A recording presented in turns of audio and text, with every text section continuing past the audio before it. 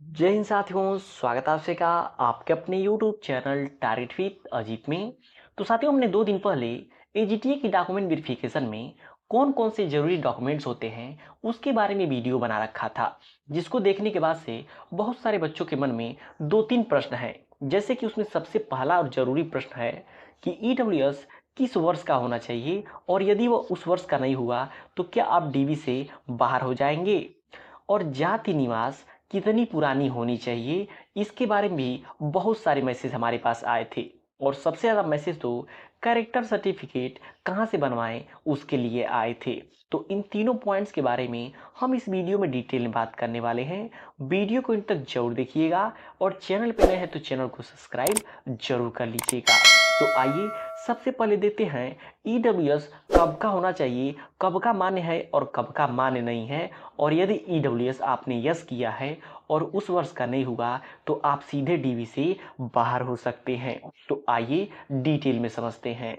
तो देखिए साथियों, सबसे पहले हम बात करें ईडब्ल्यूएस को लेकर के, क्योंकि ईडब्ल्यूएस को लेकर के बच्चों में बहुत सारे कन्फ्यूज़न हैं कि ईडब्ल्यूएस कब का होना चाहिए और उस समय का नहीं हुआ तो आप डीवी से बाहर हो जाएंगे। तो देखिए, जब एचटीए की फॉर्म आई थी तो फॉर्म भरना शुरू हुआ था 1 मई 2024 से।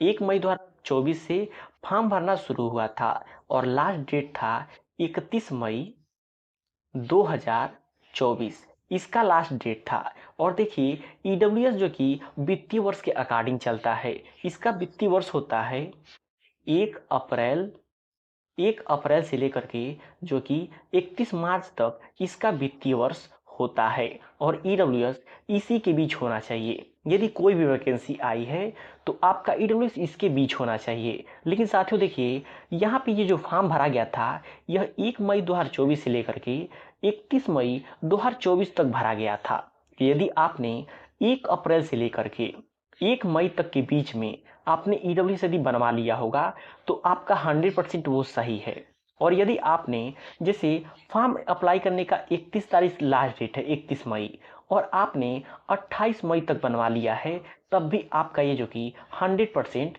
सही है, आप ईडब्ल्यूएस में ही गिने जाएंगे। लेकिन यदि 31 मई के बाद आपने ईडब्ल्यूएस बनवाया है तो आप डीवी से बाहर होने वाले हैं, या फिर आपको सामान्य में भेज दिया जाएगा। लेकिन नोटिस में लिखा गया है कि यदि कोई त्रुटि पाई जाती है तो आपको सीधे डीवी से बाहर किया जाएगा। अब आगे क्या करता है वो आयोग ही जानेगा। तो आई होप आप लोग अच्छे से समझ गए होंगे कि ईडब्ल्यूएस कब का होना चाहिए। यानी कि आपने जब तक फॉर्म भरा है तो 1 अप्रैल से लेकर के 31 मई के बीच में का होना चाहिए। आपने जब भी फॉर्म भरा है उससे 2 दिन पहले का जारी होना चाहिए, तभी यह ईडब्ल्यूएस में आप गिने जाएंगे और आपका ये 100% मान्य होगा। और बात करें साथियों, एक वीडियो हमने देखा जिसमें बताया जा रहा था कि ईडब्ल्यूएस की वैलिडिटी 3 वर्ष तक होती है।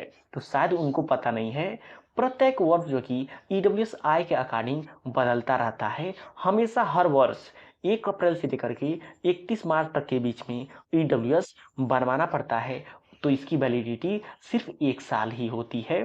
तो झूठी बातों पर ध्यान ना दें, ऐसे चैनल वालों पर विश्वास ना करें। अब इसके बाद बात करते हैं जाति निवास के बारे में कि जाति निवास कितनी पुरानी होनी चाहिए।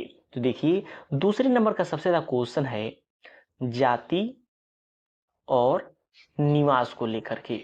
तो देखिए साथियों, कोई भी कुछ भी बताए तो आपको उस पे विश्वास नहीं करना है। ये जो जाति निवास होता है आपका ना, ये 6 महीना पुराना होना चाहिए। यानी कि आपका जो कि आज या फिर दिवाली के बाद आपका डीवी का डेट आने वाला है कि कब से आपकी डीवी स्टार्ट होने वाली है।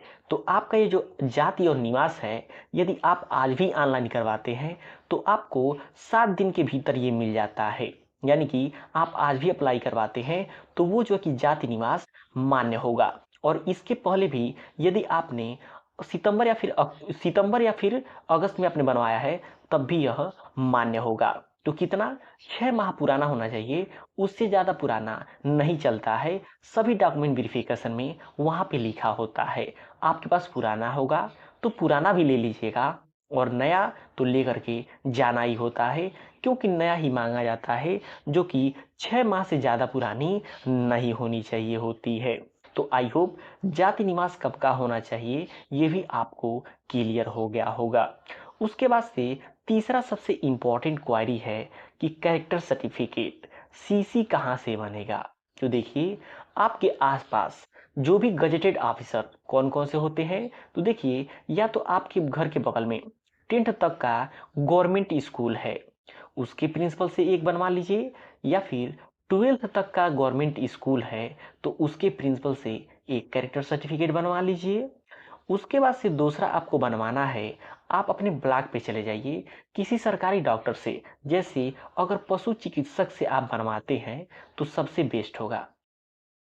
पशु चिकित्सक से आप बनवाते हैं तो सबसे बेस्ट माना जाएगा। यानी कि दो आपके कैरेक्टर सर्टिफिकेट लगने वाले हैं, आप इन दोनों लोगों से मिल करके आसानी से बनवा सकते हैं, और जितना जल्दी हो सके उतना जल्दी बनवा लीजिए, क्योंकि आपकी डीवी की डेट बहुत जल्द अनाउंस होने वाली है, और जो कि 22,256 बच्चों को बुलाया गया है, जिसमें एक थोड़ा लंबा समय लगने वाला है, लेकिन फिर भी आप जो कैरेक्टर सर्टिफिकेट बनवा लीजिए। और साथियों, आपकी एजीटीए की फाइनल कट ऑफ कितनी जाने वाली है, इसके बारे में हमने ऑलरेडी वीडियो बना रखा है जो कि ऑथेंटिक है। लिंक जो कि नीचे डिस्क्रिप्शन बॉक्स में दिया गया है, आप वहां से जाके देख सकते हैं। और आप उसके बीच में हैं या फिर उसके पास आस-पास में हैं तो 100% आपका सिलेक्शन होने वाला है। तो वीडियो आपको कैसा लगा कमेंट करके जरूर बताइएगा, और कोई भी क्वेरी हो तो आप कमेंट करके जरूर पूछ लीजिएगा, आपको रिप्लाई जरूर दिया जाएगा।